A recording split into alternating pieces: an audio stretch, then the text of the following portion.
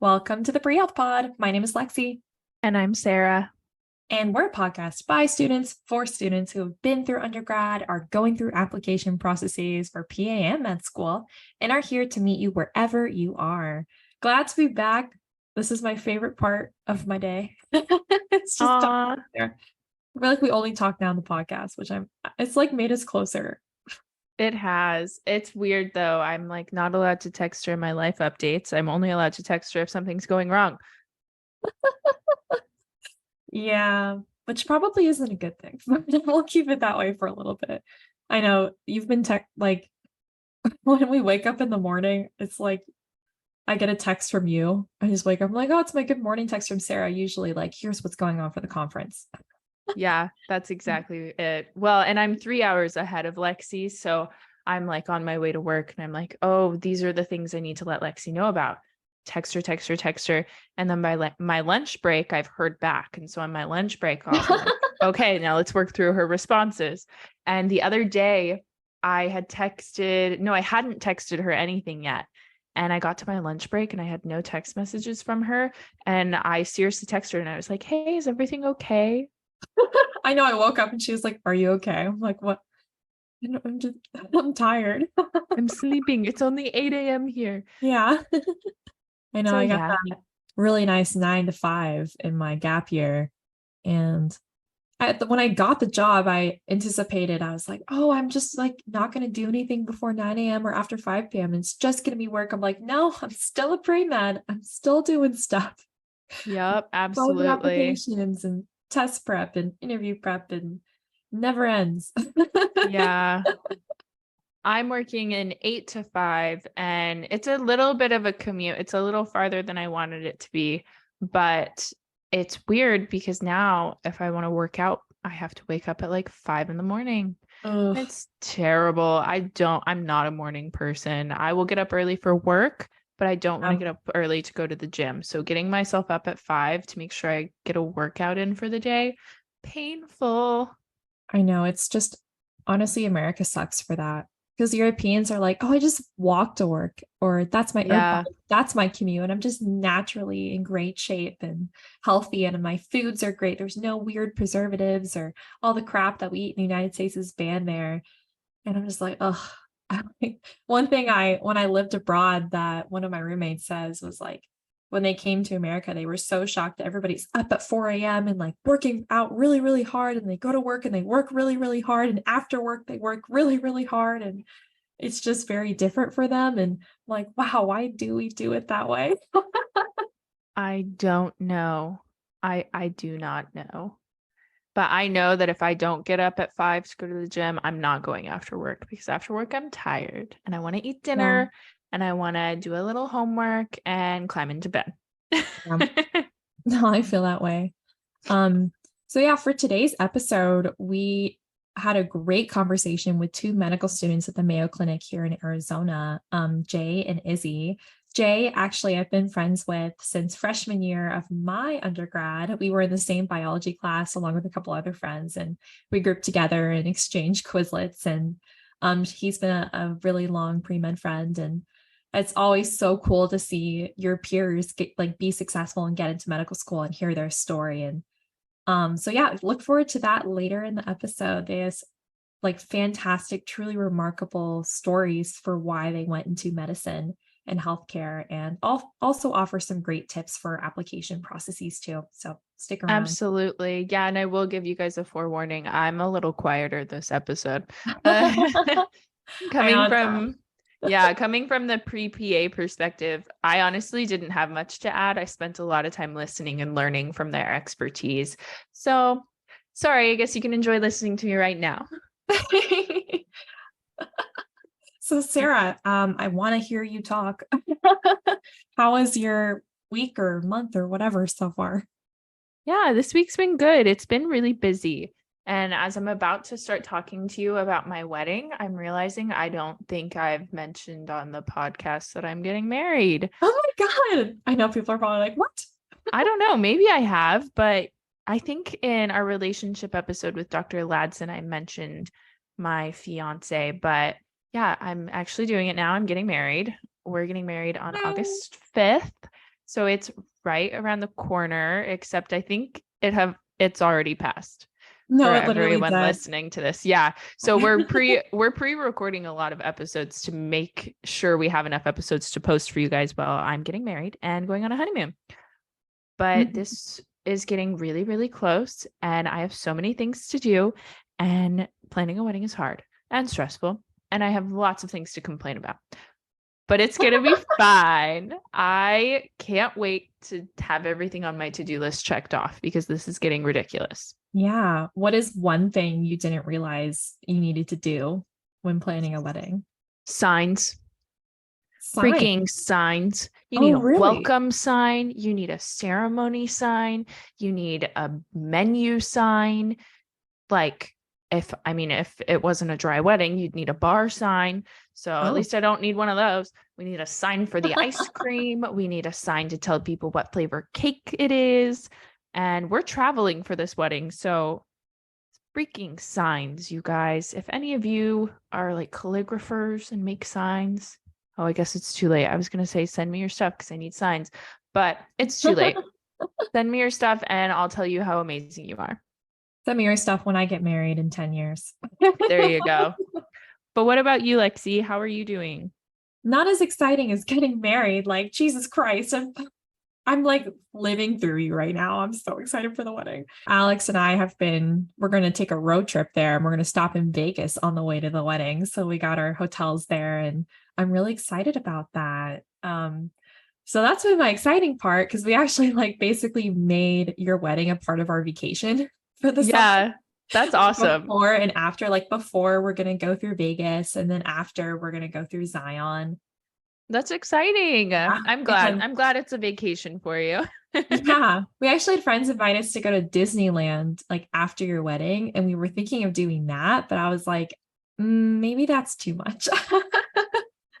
So it'd be like Vegas, Whoa. wedding, Disneyland, and then go home. I'm like, I can't take off that much work. Oh, that would have been so fun though. I know, maybe You we can do it. you should go. You only live once. Your That's true. work, this work isn't a forever job. You're going to medical Yeah, school. gap year job. Yeah. That's so true. But other than that, I have been still plugging away at secondaries. I've submitted 5 so far of my 23. And after this recording, I'm gonna like submit 4 because I just got edits from my like English friend, and I don't really have Wow. mentors or peers at these respective medical schools who can review them.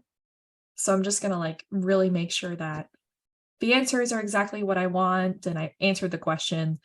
Key point, guys, keep rereading the question because I know a lot of the questions are similar, but they probably have different aspects to it. And I've noticed that a couple times it's like it's difficult to not copy and paste, but you really have to make sure that you are answering the question tailored to that school and their mission. So that's been like Yeah. the hardest part is a lot of these schools do ask similar questions, but like editing my essays in a way that tailors it specifically to their mission is just a lot of work. And that's really all I've been doing on my weekends. Every weekend is just going through all of these essays and trying to get in as many as they can. Because every day a new secondary essay pops back in my mail. Like this morning, I got UCLA and I was like, oh, add to my list of Yeah. 15 in progress. Okay. I got nitty-gritty questions for you. You're going to keep your answers short. You hear me? That's going to be really hard. Keep You it know me. short. How much do you think pre-med students should plan to save to do secondaries? Only secondaries, Only secondaries. $2,500 Okay. That's for how many schools? for 25 schools. Okay. Awesome. And how are you doing secondaries? Like, do you have a schedule for this? How much time is it taking you per school? What do you think they need to know? Thank you for asking me this.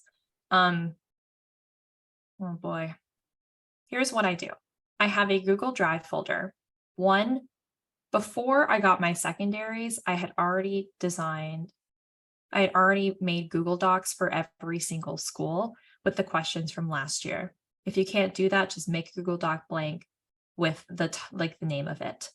And each Google Doc I have received colon and the date I received it. And then in that folder, I have a received folder, an in progress folder, and a completed folder. So if I received it, I put that Google Doc, I copy paste the questions into it, and I put it in my in progress folder. As I finish it, like the writing of it, my first draft, and I send it to my mentors, my peers, like whoever I want to review it, I put it in the in progress folder. And then if I submitted it, I put it in the completed folder. I had set initially internal deadlines of 1 week from my initial receiving of it. It is not working for unfortunately, I wish I was a pro at this, but it is really hard. There's so many essays. And so I prioritized based on which school was my top choices. And so I worked on those first, no matter when I received it. And I kind of went from there. So I do have like a couple essays I'm submitting today that I received 1 week and 2 days ago. But I think generally 2 weeks from the date you received is like the latest deadline to do. That's what I'm doing for me. Okay. Now don't go off on a rant about this.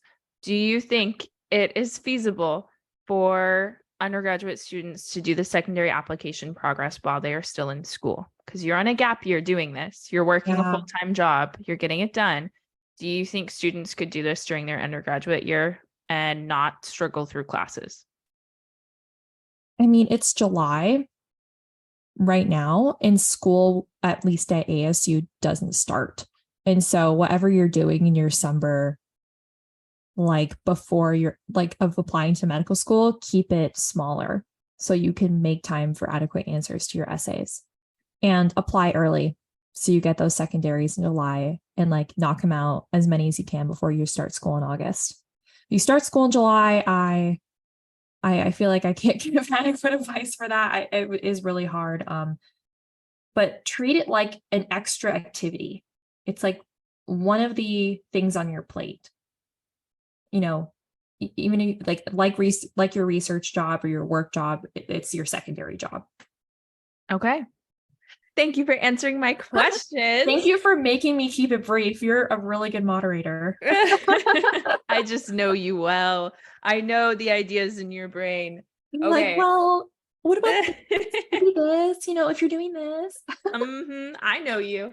Okay, so now we're going to answer a question from our audience, our listeners. Hi, guys. Someone sent us a question to ask about networking and how we go about networking.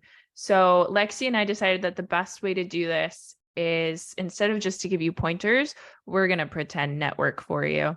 Ooh. So I am a stranger to Lexi. She's a stranger to me. We're going to say that we're a character. Okay. My name is Gabby, and I am Dr. Gabby, or PA Gabby, right?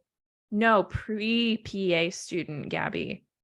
I am a junior in college. I'm going to the University of Florida, and I am meeting you. So who are you? Oh boy. Oh, and let's say we're going to meet at a conference. We're at like an AMSA conference. Okay, I like that. I was just at an AMSA conference, so this works well for me. Hi, Gabby. I'm Alexia, and I am a recent graduate from Arizona State University, and I just applied to medical school. It's great to meet you. What are you doing right now, and when are you applying to PA school? Oh, that's awesome. Yeah, I have applications in for PA school right now, but I'm just waiting. But yeah, so what are you doing like while your application's in? Are you up to anything? Are you doing anything cool? Yeah, I'm working full time for an MCAT prep company, which is very interesting. Weird. Yeah. Okay. Who is it? What company? Yeah, I work for Med School Coach as their marketing associate. And they hired me because they were one of my sponsors for the National Pre-Health Conference. What's that? What's the National Pre-Health Conference? Well, thank you for asking. The National Pre-Health Conference is a 3-day virtual online event that I host every year. Every year we get over 1,000 pre-health students to attend, pre-PA, pre-med, pre-dental. And we have speakers in healthcare, doctors, dentists who come and talk about their careers, as well as admissions officers from all of these schools. And if you'd like to learn more about it, I have a business card here. It has a QR code if you want to scan it and learn more about our conference and future events. Dude, that's so cool. You said it was virtual. Is your team virtual? Is everything virtual? Yeah, everything is virtual. I have about a team of 30 students across the US who are volunteering in different facets of the organization, from social media, guest speaker recruitment, attendee recruitment, sponsor recruitment. And I only know them all from the shoulders up, but I know everything about them, from their That's interests, their awesome. aspirations. But that's something I'm passionate about. And That's so cool. yeah, what is something that Well, you love? I mean, I could go on and tell you about all my passions, but Lexi, I'm really interested in this conference you mentioned.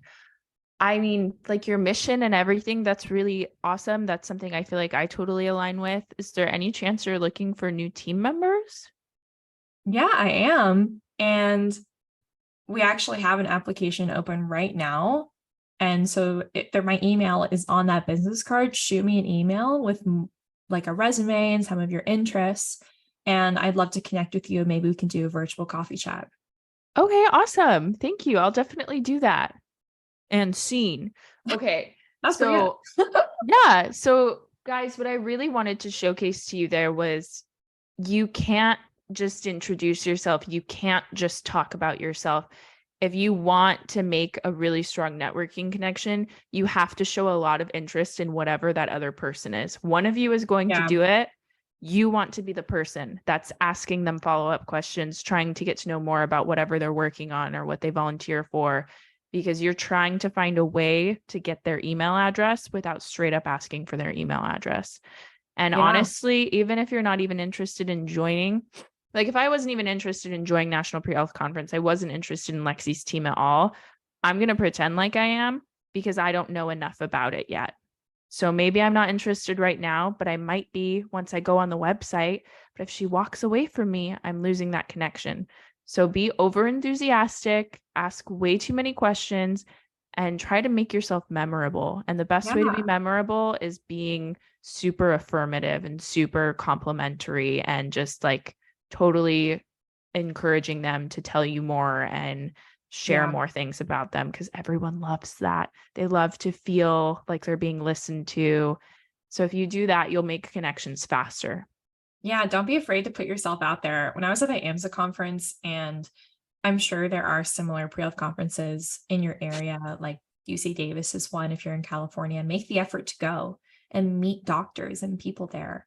Because at my AMSA conference, for some of the sessions that I absolutely loved and enjoyed, one of which was actually Andres Diaz on this podcast, that's how I met him, was at a session at this AMSA conference. After his presentation, I went up to him. I loved his talk on health literacy and his work that he was doing with the New Physician magazine. And I wanted to learn more about him and I wanted to learn his story. And so, we had a great conversation, just like talking about how our interests align, similar to like what Sarah and I just did. I asked him a lot of questions and we exchanged contact information. And now he's speaking at my conference and is on the podcast. And also, he's just an amazing student. And you guys should definitely look into his work at the New Physician magazine as well. It's an app too, so download on your app store. Yeah, absolutely. But yeah, people want to hear about you and your interests. And actually in the episode later today, Jay mentioned that he wrote a letter to the dean of the School of Medicine talking about why he wanted to go into medical school. And I think that just highlights the importance of having confidence in yourself. And I just want to tell you right now that you have what it takes to get into medical school. If you want to be a doctor and that is your passion, and like this is what you want to do with the rest of your life, be confident in that and take that to heart and roll with it. I completely agree. And I know sometimes it can feel like, I'm just going to say it, Lexi's got a great story. She's got a great organization. She has lots of things to say and to share. If you feel like you don't have that, you don't have enough to talk about, you just turn the table, ask that other person, make them spill their beans. and keep doing that, because you'll build connections, and those connections will lead to you being able to have things to talk about and things to share that make you cool and exciting. Because when you're just starting out, it's hard to be cool and exciting. So you can rely on the other person when you're networking, and you can rely on them to be the cool and exciting in the conversation. That's not a bad thing. They'll still remember you. It's just, you got to make do with what you've got going for you. Right. You don't have to build a national organization to stand out in anything, your application or interviews. Honestly, I had no idea I was going to do this. It just happened to me one day. I never imagined freshman year that I would be creating something like the National Pre-Health Community. Sometimes the pieces just fall into place in your life and you just roll with it. And if there's something in your life, like you just love the research you're doing, you absolutely adore your medical scribe job, or you work on this project that maybe isn't even related to medicine. Maybe it's like you're a weightlifter, or you're really into this like arts project or the humanities. Don't be afraid to showcase that and explain why it's very meaningful to you. Because nowadays, and we talked about this later in the episode, medical schools want to see your humanistic side. How are you human? And like, why and how will you care for patients? I think that is so important, and honestly, even more important than the statistics of your test score or like your GPA. How do you care? Like, look inwards on yourself, and what is your biggest desire for being a doctor and helping people? Absolutely. I couldn't agree more. I couldn't have said it better. And on that note, we're going to transition into our episode. We hope you guys like it as much as we did. And yeah, enjoy. All right, everybody. Thank you so much for joining me for our next episode with our very special guests, Jay and Izzy, two medical students at the Mayo Clinic, Alix School of Medicine here in Arizona, where I am currently at. So really excited to have you both. Thank you for joining us. Thank you for having us. Yeah.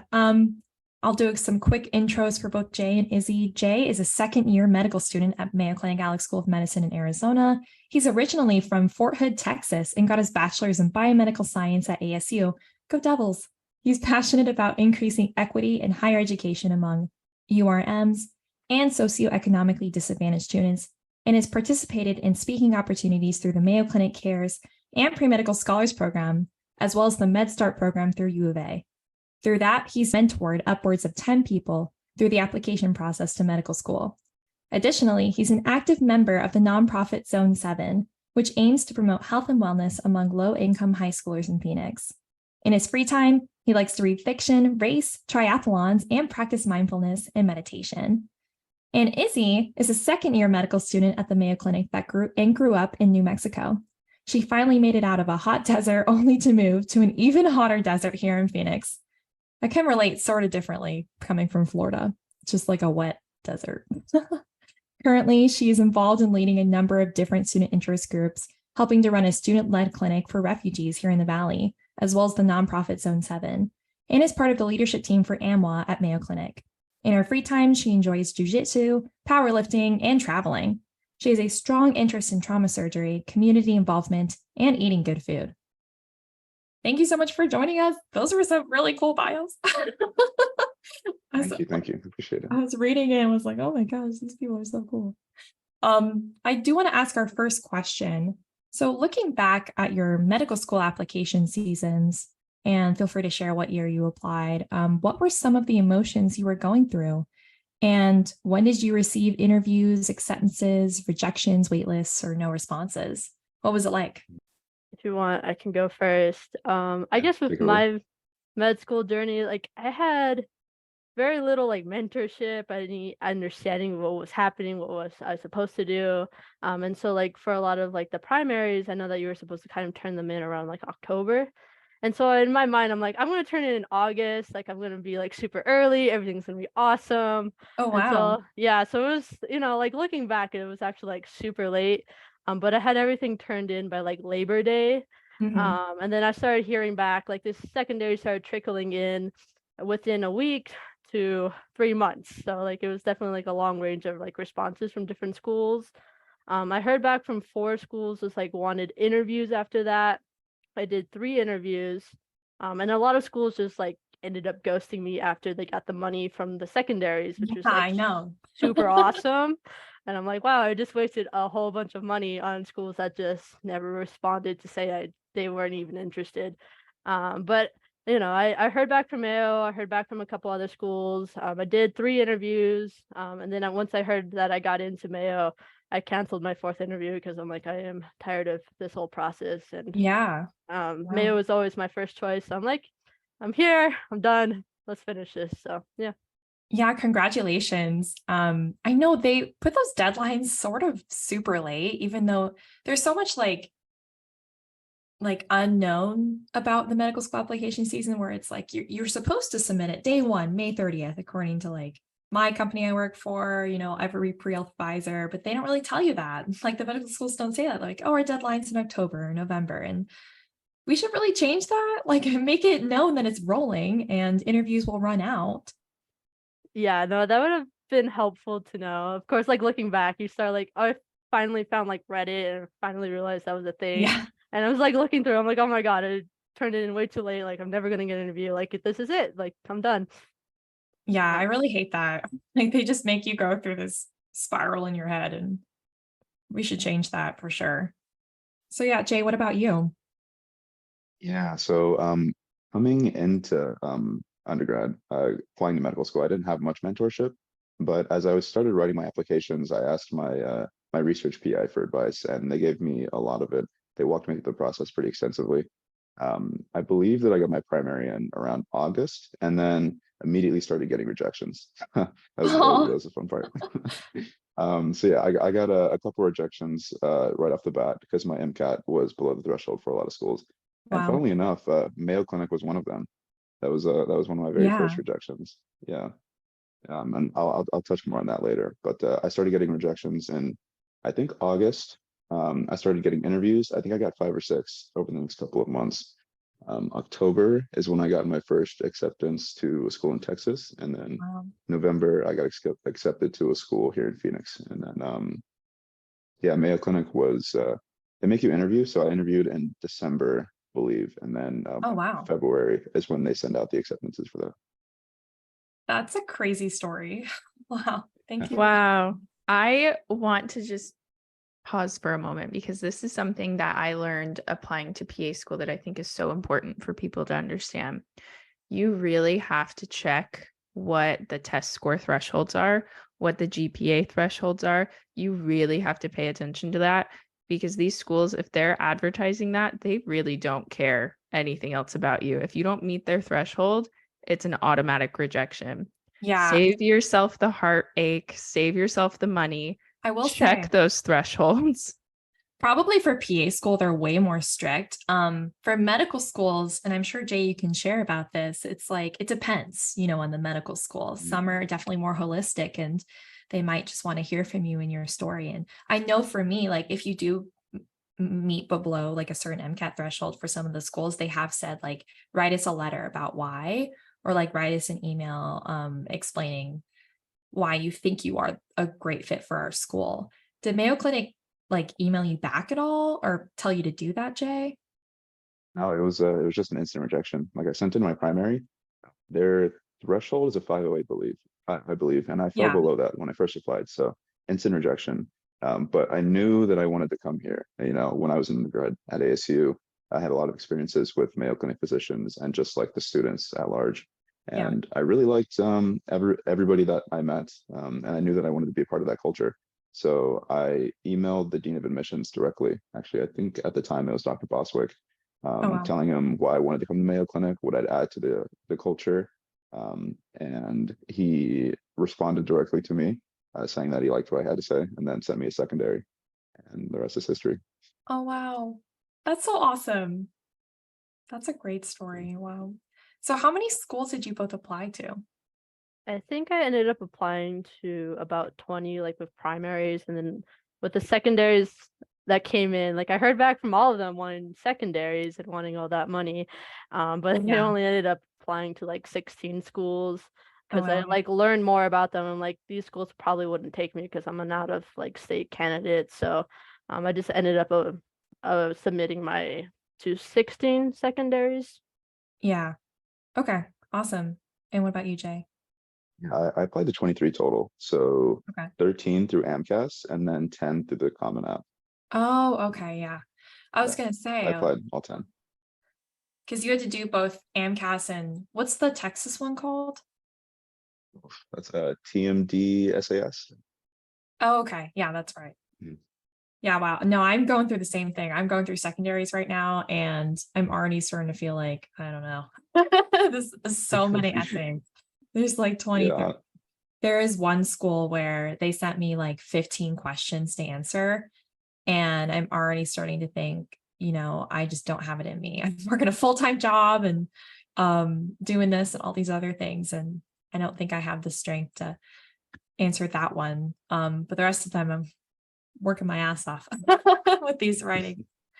I am wondering, how did you two handle the rejections? good question. I don't think that it really like demotivated me. I think if anything, it pushed me to just keep going on because I got some rejections pretty early on in the process, like Yeah. within like a week of sending off my secondaries. And it wasn't like a personal attack. It wasn't like, oh, you're not a good enough candidate. You're not a good enough applicant. It was more so just like for me anyways, it was a drive to just write a little better in my secondaries and dig a little deeper and reflect a little more on why I wanted to do medicine. So I think if anything, the rejections from the initial schools that I applied to kind of Yeah. helped me to, um, I guess, be more true to myself and like have that come out on the page later in the cycle with the schools that I actually was interested in. Yeah. And Jay, I know you told me this yesterday, like introspection is what sets you apart. It is very difficult. Like, let's be frank about that, to receive all these rejections and go through this process. It's expensive. I'm racking up credit card debt from like $5,000 of applications already this summer, taking like majority of my paycheck. And so it's really important to just kind of sit down and think to yourself, like, take it back to your why. Why do you want to be a doctor? Why do you want to contribute to your world and your society in this way? And it's really helped me personally in therapy. My therapist is like training me to do this. He's like, go back to your why, and it'll make you sort of enjoy writing all of these secondary essays and working so hard on this application and preparing for these interviews, because this is what you want to do with your life, and you will enjoy it one day, or now and forever. So yeah, Right. I do want to ask you now, so what is your why for going into medicine? I wish I had like a moment where I could point back to and be like, like this was the Yeah. point that I wanted to be a doctor. And I think for a lot of us, we have to realize like there was never like a single instances where like clicked. Like I knew growing up, like I enjoyed like science and math, helping people. But I mean, everyone that applies to med school, like that's what they say, like, oh, I like STEM and I like helping people, and that's why I'm coming here. But then I kind of thought about it some more. Like I worked at the time, I did 4 years working for a nonprofit here in New Mexico where we worked with like trafficking victims. And so Oh, that was like really hard because we saw a lot of like trauma cases come in, just like people being like beaten by their abusers and people on the street, and seeing like how like doctors and nurses and paramedics treated these people with just like really unfortunate life circumstances, and a lot of them was out of their control. I mean, it was just, I mean, to me at that time it would have been nice to like know what to do, because you had people like dying in your arms and you're like, I have no idea how to help this person. And so like that was something I definitely wrote about when I applied to. It's just like having those experiences, not knowing how to help them, and like wanting to do better for my community. So that was a big drive for me. wow. That's an amazing story. That's awesome. You did this in New Mexico? Yeah, it was a nonprofit, Street Safe New Mexico, and we worked with a lot of other sisters agencies. But yeah, during COVID, a lot of the nonprofits had closed their doors. So we were just out there. We had like the mobile COVID unit, and so we saw Wow. like a lot of like the sick and dying. I mean, people on the street dying from COVID because there was nowhere else to go. The hospitals were, full, and they were rejecting people that were kind of okay. So I mean, people living on the streets, they just had nowhere to go. Yeah, wow. That's amazing. Is there anything like a similar nonprofit available in Phoenix that you're looking to get involved in? I think there's a couple. I mean, Circle the City, like I haven't done any work, but we're trying to get like I guess, an experience, like a connection with a relationship built with Mayo Clinic for like street medicine and things like that. Oh, And then awesome. and through AMWA, actually, we do a lot with like the Starfish Place, which is another like trafficking organization. They do more like housing victims that have already been identified. So it's transitional housing. So that's been really exciting. And mostly we work with the kids, but I mean, we did Yeah. a big Easter egg hunt. That was just a lot of fun. Oh, that's awesome. Oh my gosh. Yeah, I'd love to get involved in something like that. I know a lot of schools in Phoenix. And so has Mayo Clinic already established a street medicine, or do they work with like University of Arizona? So yeah, we were working with the University of Arizona. It got complicated because we don't have any Mayo staff doing street medicine, so there was like a legal Right. issue, so we haven't been able to do it, and so we're trying to like partner with like Circle the City at the moment. So Gotcha. we'll see Gotcha. if that happens. That's fantastic. Good luck with that. I really hope that works out. Thank you. Me too. Yeah. Jay, do you want to share your story? Yeah, sure. I think Izzy's point at the beginning, when she was talking about not having a definitive moment, it resonates with me because I think that a lot of people, as they're going through and trying to reflect on why they're doing medicine, they think, oh, like I need to have this one like pivotal moment in my life that it's like my superhero Yeah. moment that like turns me on. And it's just like, this is when I know I'm going to do medicine. But a lot of people don't have that. And I don't really feel like I had that either. Like, when I'm reflecting, I think that I always had some vague interest in being a doctor. Like it seemed like a really cool way to help people. Just be there in their most like vulnerable moment, like when they're like really suffering. But I never really thought it was possible for myself, to be honest. Like I grew up Yeah. in a small town, Copper's Cove, which is near Fort Hood, Mhm. and I didn't know any college educated adults when I was growing up, and certainly not any doctors. So when I was a kid, like medicine and doctors seemed really just like lofty, like out of reach, something that was kind of like beyond me. And I think as I grew up, uh, so I guess what like really compelled me to go into medicine. Fort Hood is known as like being somewhat dangerous. And as I Mhm. grew up, I lost some friends to either accidents or gun violence. Mhm. And the last one that I lost when I was 17, he was my best friend's brother. And it happened at a time when I was trying to decide what it was I wanted to do with my life.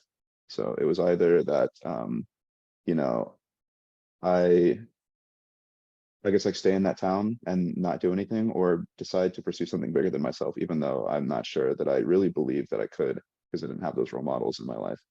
But I decided to go to college just kind of on a whim. I wasn't planning to originally. I was planning to just go into the military because I lived near Fort Hood. That's what everybody did. Yeah. Uh, Decided to go to college and then decided, those childhood dreams of wanting to be a doctor.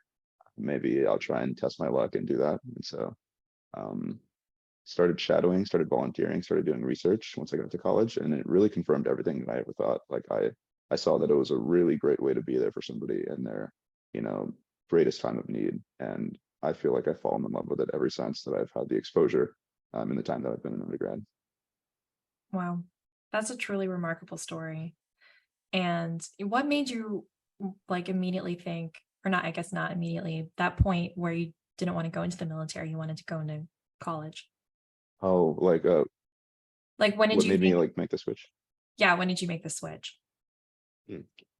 Good question. I think it was kind of out of fear, to be honest. Like I think it was after my friend passed, when it was time for me to decide what I was going to do after I graduated. Um, I think it sounds kind of sad, but I feel like I had a fear of ending up like him, like of being in this hometown Yeah. that I was trapped in and kind of having the same fate. So I think one, it was like a means of escape, like to leave my hometown to get out of there. Yeah. But also two, it was a means of paying it back. I feel like part of it for me is trying to circumvent suffering in other people. It's like if I can be there for somebody on their darkest day, Right. um, I think I can circumvent those emotions that I felt when I was a teenager. And so it's twofold in that way. Yeah. I definitely feel the exact same way in my story. I talked about my story in my first episode of the podcast for those who are wondering. But I grew up, I'm a domestic violence survivor. My father was just unfortunately burdened by mental illness and would not like a, obtain treatment. Anytime his doctors tried to help him, he would just not like align with their interests or anything like that. And unfortunately, our family suffered because of it. And throughout my high school career, what had happened is I finally, convinced my mother to divorce him. And hopefully, I assumed the court would give my mother full custody. And he claimed parental alienation, saying my mother was, just like lying about the whole thing and brainwashing me and my siblings into like not liking my father. And so the court believed it, and they ended up putting us in shared custody. And my brothers actually got majority custody with my brother. And so throughout college or throughout high school, I was just like, how can I get out of here? And I was struggled between this feeling of I need to stay in my hometown and not go to college and help my family and fight these court battles, or like graduate high school early and go to college and like have a successful life. And so that's what I did. I was like, I talked to my mom about it. I was like, I feel so guilty leaving you guys behind. But she was like, you have to go, because if you stay, my dad was just like threatening a lot of like murder threats and going after my family. And so that's what I did. I went to college and I sort of escaped, and thank the Lord, the court finally believed us. Unfortunately, after some like accidents my father had did. But, I definitely relate to that story. It's an amazing story. Yeah, thank you. It's been a wild ride my whole life, kind of like how your childhood leads you to certain moments. And in college too, I did not know anything about medicine or what a doctor was. Actually, my freshman year of college, I thought research experience was clinical experience. I was like, oh, this is what doctors do, because they do research too. And then like halfway through college, I was like, oh, what's a medical scribe? Oh, I should do that. And so I kind of just like obtained all these random experiences in the hopes that like it would kind of like help me become a competitive candidate. And then I grew to love these experiences. And I loved doing research, and I loved working in the hospital. And then I was like, yeah, I do want to be a doctor and help people, kind of like my family. I have a question. You all have such amazing stories, and I can relate to them in so many different ways, but I won't bore you with the details. I am wondering though, something that I try to do a lot is be reflective about where I started and how I got here, and remind myself of how many successes I've had. Because when you start somewhere that was difficult, or you were in a trial situation, or you were just struggling with something, when you finally get out of it and are suddenly graduated college and doing big things, big adult things, sometimes you forget to look back and like remind yourself of where you came from. So something that I've been thinking a lot about is what I would go back and tell little me, little freshman undergrad me, and what kind of reassurances I would give her, what advice I would give her. So I'll share some of my thoughts first, but I am going to make you guys think about yours and try to think of what reassurances or advice you would give little freshman you, or even before that, senior in high school, wherever you want to start. But one of the things that I was thinking a lot about yesterday when I was driving from work, or I guess not yesterday, Friday, it's Sunday now, is just how hard it was. It was hard. It was really hard to get through undergrad for me. I had a lot of things going against me the entire time. And even at the tail end of it, there were some surprise things that came up. And there were so many moments where I felt like I should just switch and be a business major, or I should just be a math major instead, go into accounting, take the easier road. And I would go back and tell her it was worth every painful moment. It was worth every hard dilemma that came up, every failed test, or all of the hours I spent studying, all of the things I gave up to study or to go to all of these classes or do the research projects and volunteering. It made me a better person. And even though I'm still not achieving my goals yet, I know that it was worthwhile. So I would definitely go back and tell her that it's all worth it. I think I would tell my freshman self to just relax.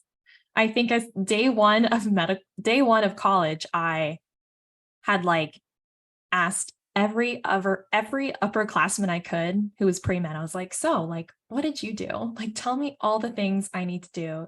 I just felt like I didn't know anything.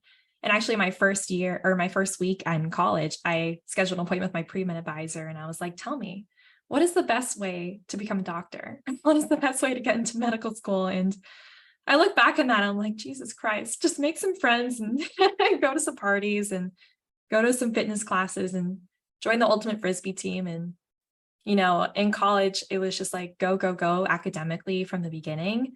And I really wish I spent more time doing some more of like my hobbies that I enjoyed. I was a very sporty gal in high school. I did like 3 sports, and I tried to join some intramural clubs here and there, but I really wish I committed to one all 4 years of college. And I really wish I did something like that instead of entirely school, academics, research, and work. To your point, Sarah, you were talking about how like it's hard to look back and be, proud of all the things that you've done. And I feel like it's because, when you come from an environment that's like full of adversity, it's really easy to just be put on survival mode. You feel Yeah. like you have to get to the next thing, do the next thing in order to just survive. But once you're in a place of like, maybe not necessarily abundance, but, once you're in a place of relative safety, like college, where your only obligation is to just pass your classes, I think it's okay to let your guard down. Like Lexi said, like it's okay to, maybe not have to ask all the upperclassmen. Maybe it's okay to go to the parties. Maybe it's okay to allow yourself to skip OChem lecture if you really need to. I know I did. Yeah, definitely. I think I would also tell myself to just relax a little bit, because I was in survival mode. I was on autopilot for a lot of undergrad. And I think that Yeah. it's really easy to just get caught up in that, like in life, even outside of undergrad. It's like you could like go your entire career on autopilot, not being grateful for the things that you have or not appreciating what's around you. Right. And I think that leads to burnout in medicine. Mhm. Like, absolutely. And I loved in your bio, Jay, that you mentioned mindfulness practices. Mhm. Those in undergrad, don't be afraid to get like engage in meditation. And I use meditation to actually study for the MCAT. I struggled with a lot of anxiety during my studying process. And I use this app called Insight Timer. It's basically a free calm app, absolutely free, and I love it. So if you guys want to use that, it's great. Meditation it was like crucial in helping me to, take the time and space in order to just like be present and enjoy Yeah. what I'm going through, instead of just like basking in the suffering of studying for the MCAT or writing secondaries. Yeah, definitely. Yeah, and I agree. Like that's all like very excellent advice. And Jay's been trying to teach me how to meditate. So hopefully I'm a good learner, a good student. So, No, but she's only good. She's good. not perfect. I'm doing good. I'm doing good. And I guess for me, my advice would just be kind of believe in yourself, because there's like so many moments of uncertainty. Like, am I doing the right thing? Like, what is happening? Like, do I really want to do this? Like my family, half of them anyway, came from like a really rural town in Mexico. So there wasn't a lot of educational opportunities. Like women weren't encouraged to go after education. Mm. And so like it was a big thing for my mom to get her college degree and come to the US and start a whole life for herself. But I mean, like the process to get into med school, like none of my family really could help. My dad's went to trade school. I mean, my mom, she studied linguistics in another country, so she didn't really understand the process of getting into med school. So I felt very alone, and I was moving fast. Like I was very young when I applied to med school, and looking back, maybe I should have waited a couple years, but I had no one to tell me, wait, like hold on, or like maybe you should like get some research. Like I had zero research experience. Like I really didn't know what was required to get into med school. And there were points where I'm like, am I supposed to be here? Like, should I be here? Like when I got my interview invite from like Mayo Clinic, I seriously considered like canceling it, because I'm like, I don't think I deserve this. Like I'm gonna interview and they're gonna reject me. And that's gonna hurt a lot, because like I had gotten my hopes up at that point. And so I said like maybe like rather than like them shoot me down, like I'll shoot myself down, and then it'd hurt a little less. And, Oh, and so like that was like a really big like a personal battle for me. Like, should I yeah. just go for it? Like what?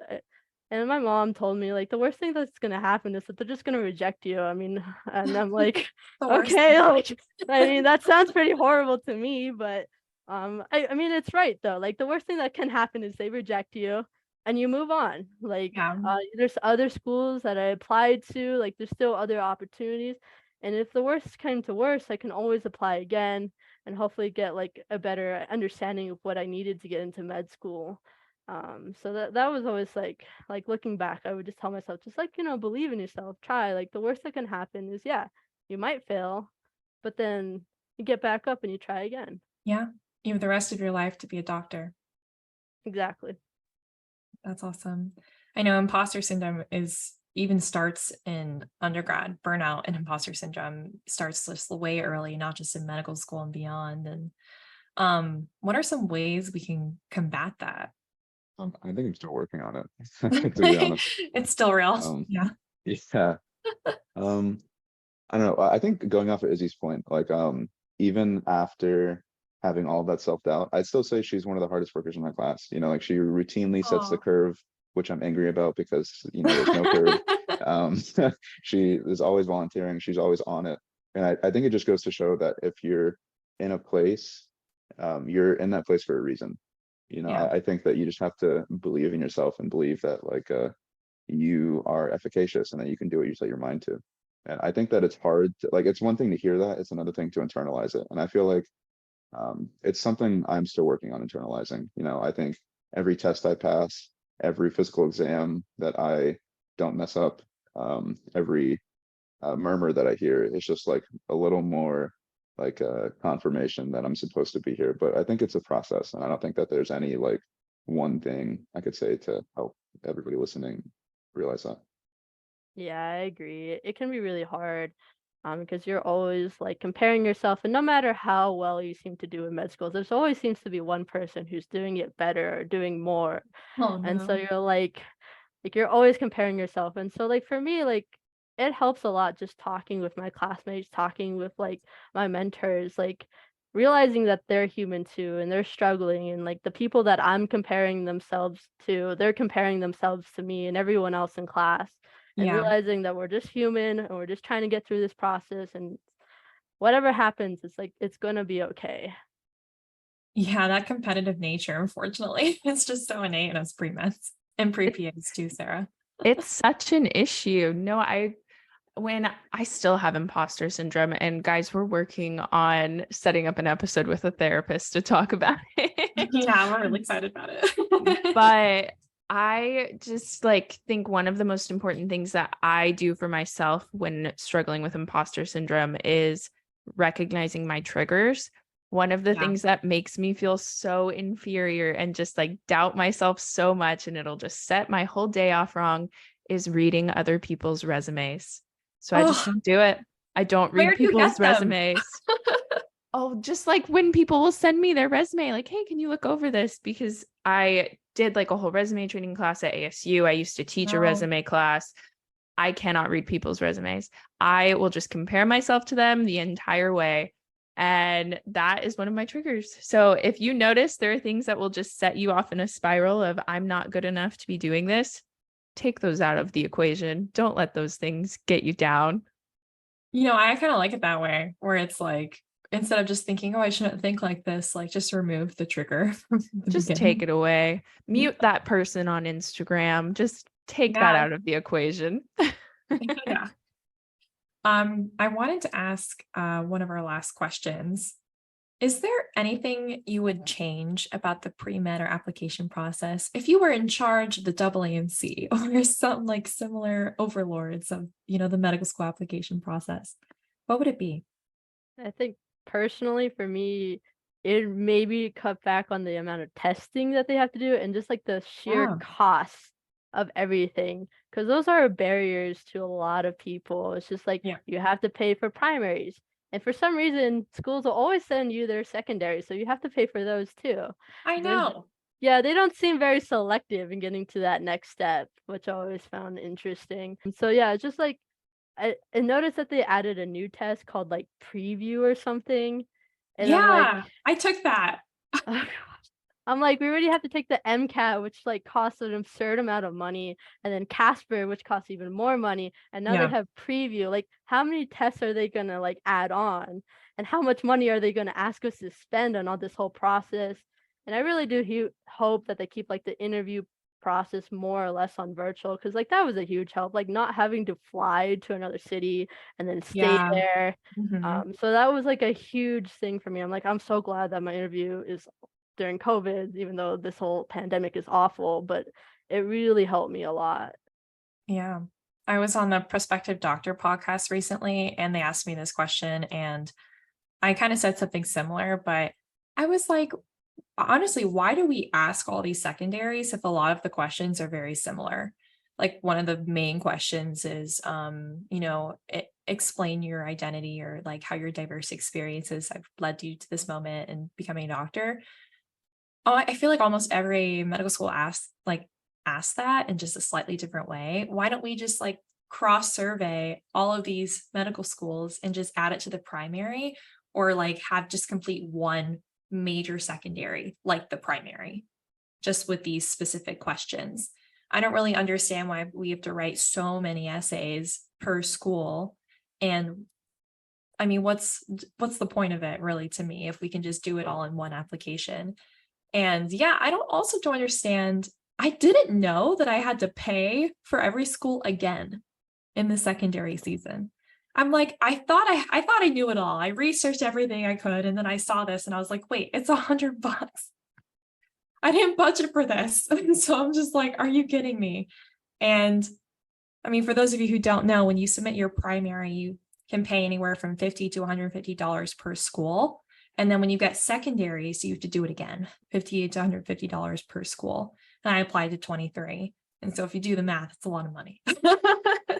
And we really need to change that. And I hope our generation, when we become doctors, when we become physician leaders, so I'm very interested in medical education and fixing this process because it's completely unnecessary. Yeah, I agree. I feel like if there was one thing I had to change, it would be that the admissions process is so hyper focused on scores. I think that like when you have like an entire system that's based around like who can get the highest score, it really turns into like an exclusionary game, because people who don't have the like money for resource or money for tutors or like the time to spend studying are excluded. And that's usually URMs, that's usually socioeconomically disadvantaged people. Yeah. So on the one end, it's exclusionary, but on the other end, it also makes it so that there's really no incentive to be a kind, compassionate, caring person. You have doctors who are just like so hyper focused on being right or getting to the answer, but I feel like it lacks the humanistic side, or at least like it's not emphasized. And I think that I think it shifts the focus of medicine away from the patient and more towards like, I guess, like the science, the curiosity, the objective, rather than the subjective. I think I noticed that a lot based on my different clinical experiences. I shadowed a lot of physicians at Mayo Clinic, and then I worked in a different hospital as a scribe, and you could really tell how the environment was different. And some of the doctors would just pay attention less to their patients, or really not really hear what they were saying, and wanted to get to the point. Okay, well, what's your complaint? What's your symptoms? I don't need this whole backstory for why you come in today. And some people just take a little while to tell their story. And I really didn't really agree with that. Even as a scribe, I was like, I'm the storyteller actually in this role. I want to hear their story. I wanted to make it like, I don't want to write it like a novel, but I want it to make sense in our minds, because we're humans. We're not robots. We're not simulations like we've been studying in undergrad and anatomy classes. And I definitely agree with that for sure. I so agree with you, Lexi. I'm going to say something unpopular. I'm pre-PA, so take this with a grain of salt. But when I was working in my rural ER setting, the thing that I noticed the most is, you're all going to hate me, the DOs wanted to hear the stories. The DOs would pull up a chair and say, tell me everything. And the MDs didn't do that. So there's my unpopular opinion. I think this holistic approach that the DOs focus on more so than MDs might need to be converted a little more hardcore to the MD schools. But what do I know? I'm pre-PA. I wholeheartedly agree. I feel like a lot of like MD medicine is just focused on like the quick fix, the pill, instead of like looking at the whole person, looking at their habits, their diet, all these things. And I feel like we're moving away from the story, moving away from the patient, and moving more towards like, what's the best pill I can give them? Like, what's the quickest A to B like way to get them out of the hospital? Yeah, I definitely saw that too. My ER, like the same thing, Sarah. And one of my mentors who I grew really closely in the ER with, she was a DO and was very like humanistic in her care. And I definitely align with that. That's the type of doctor I want to be. I'm a very much a people person. I want to hear everything about you. It's just so interesting. And I want to help you too. Well, I think we should transition to our game for the last few minutes of the episode.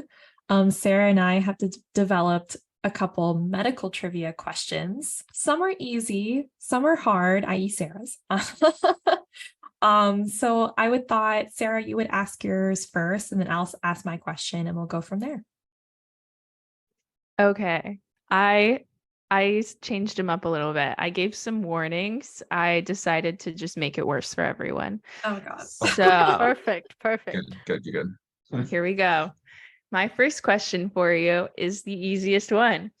What friar in the Austrian Empire is widely credited as the founder of genetics? I don't know. You guys don't know? They don't teach you this in med school. They taught you this in undergrad. Jinx. I have no recollection. We took genetics. Yeah, it's gone. Gregory Everything's Mendel. gone. It's Mendelian genetics. Okay. Jeez, these are our future doctors, you guys. Yeah. Guys, Sarah. pray for the country. I'm just kidding. Okay, my next one. No one's gonna know these. Ugh. Okay. It's fun to know or fun to listen. Bad Medicine is a hit song from the 1988 album New Jersey by what rock artist? Kiss? No, Wait, that's a band. Oh, What year was it? 1988. before I was born. I don't know. I know like Called one Bad band, Medicine. I'm thinking like Motley Crue. That feels right. It's Mm. Bon Jovi. Oh, Oh. man. Okay. Oof. No My Bon age is Jovi showing. fans. That's okay. Okay. This one, I love this one. Ear keckers. Ear keckers are an outdated term for what body part, typically only discussed when a site of swelling or for a removal procedure. Ear keckers. Well, it can't be ears because this is all a trick, right?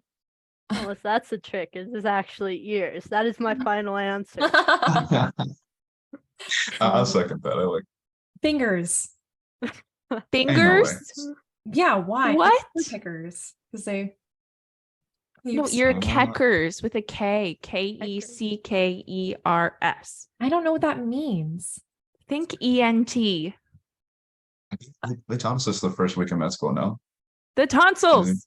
Yeah, it was definitely in my Anki deck at some point. Oh. Yeah, definitely. I don't have I missed The that part. tonsils. I don't have tonsils, so how was I supposed to know that? Just kidding. Okay. Actually, this might be the easiest one. I've said this about 3 of them and you've all got it wrong. So this one's probably hard too.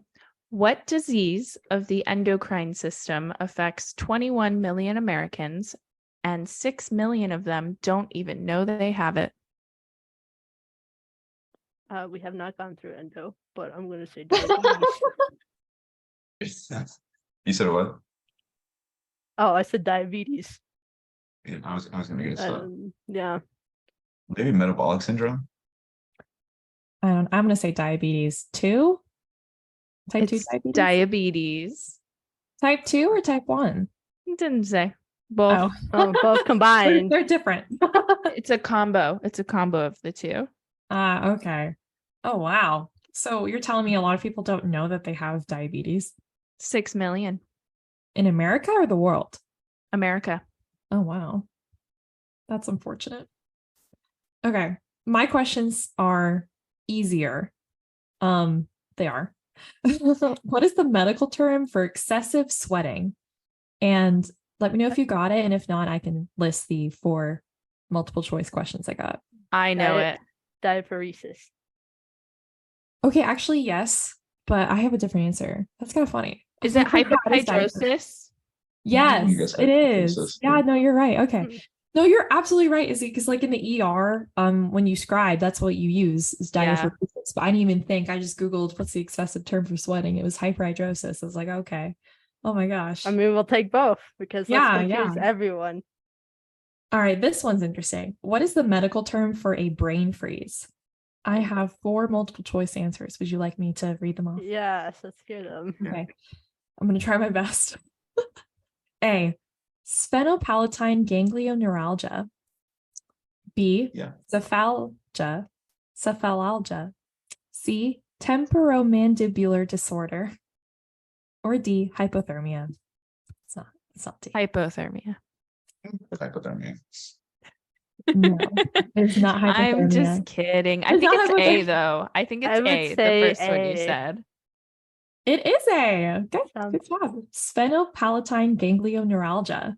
I know my Latin root words. Say Yeah. that every time I go get ice cream now. Because like palatine, isn't that the roof of your mouth, or is that? Yeah. Yeah, because then like you know how you solve a brain freeze, you stick your thumb in the roof of your mouth. We heard Yeah. that. Mm-hmm. Okay. All right. One more. The average person produces enough saliva in their lifetime to fill how many swimming pools? 5. The confidence. I know. Gotta be confident, Yeah, otherwise. It's instant. I'm gonna guess like 1,200. Yeah, like I don't know. It's I think it's like 6 liters a day. No, is that too much? Sarah, what's your answer? How much water is in a swimming pool? It's like- 77. It's 2, guys. I was the 2. closest. Easy wins. Oh my gosh. Okay, Okay, is it 10,000? What did Jay say? It was what did you say? Like 100,000 or something? I said 2,000. 2,000. Okay, 2,000, you know. Alice, one more, just an easy one. What does the DTaP vaccine stand for? Diphtheria, tuberculosis. No, it's not tuberculosis. What? You're right there. Oh no, it's diphtheria. Crap. It's to Like what? protect. I only know this because of OB. It protects you from the whooping cough. So they want prenatal That is one of moms them. to get it. What's this? I'm a microbiology major, so I'm kind of upset. You guys don't know this. To be fair, I can't pronounce most things in micro. Hold on, I'm gonna remember this. Okay. Wait, I can. All right, 5. Tetanus, diphtheria, Yes. tetanus, pertussis. That's it. Yes. Wow. Yeah. Fun fact, since you said tuberculosis, there is no tuberculosis vaccine. There is one in America. However, there is one in Europe, and it is not approved in America because it's like has really severe side effects, and it's only used in children in Europe.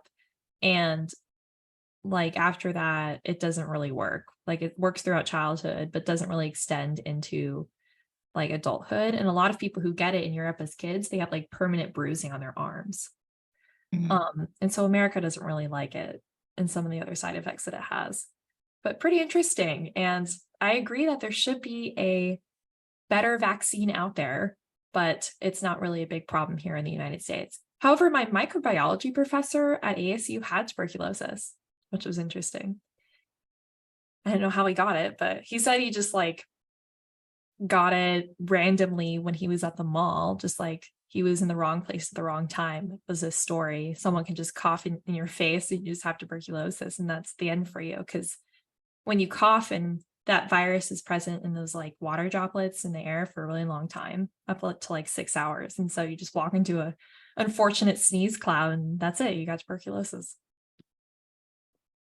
So anyway. New fear unlocked. Yeah, I know. Exactly. So that's what med school will do. It's like, wow, like I really could die from anything. Yeah. Mhm. Yeah, Yeah. I know. I felt the same way. I took this medical microbiology class, actually led by my PI, and oh my gosh, I have all these new fears. She basically went through every part of the body and everything that you could get infected with and suffer from. Yeah, reheating rice. Bacillus. Like, Oh my God. Yeah. I'm like, I'm gonna still do it. I will be afraid, but I'm gonna still do it. Or like Do it once a listeria in the shower. Mhm. Well, yeah. Anyway, thank you so much, you guys, for being on the podcast. We really enjoyed talking to you. Well, thank you for having us. It was a fun time. Thank you so much. I appreciate it. And if any of you listeners have any more questions about the pre-med process or just want to rant for a second, or maybe share your story or what you think should change about the pre-med process, go to our email at mphc@nationalprehealthconf.org, or go to our website at prehealthpod.com and scroll to the bottom. There is a contact us page. Jay and Izzy, do you want to go ahead and plug your stuff and where people can find you, or maybe shoot you an email? Yeah, you guys, if you feel free to either get on Instagram, Izzy the Busy. It's ICZY. It's my middle school nickname. I've never changed it. It is super awesome. And then you can also email me. Isabella writes, so writes REITZ .isabella@mayo.edu. And my Instagram is jdnix_, and my email is nix.jalen@mayo.edu. Awesome. I know I also have an unfortunate middle school Instagram. I don't have it anymore, but it used to be Lexi Smiles a lot. I don't know why. Anyway, rolling the credits now. This podcast was produced by Ari Rosenthal, Lorelai Edmonds, and Adichie Kalande. You can find our conference on Instagram, Twitter, and LinkedIn, all of our events on there, at National Pre-Health Community or MPHC 2020. You can also find our podcast on Instagram at PreHealthPod and our website at prehealthpod.com. Thank you so much for joining the National Pre-Health Conference of 2023. We love each and one of you. Last time I checked, at the time of this recording, we had about 1,200 registrants. So excited to have you all there. And if you liked our podcast, please leave a review, or tell one friend if you liked our pod. Thanks for listening. Bye.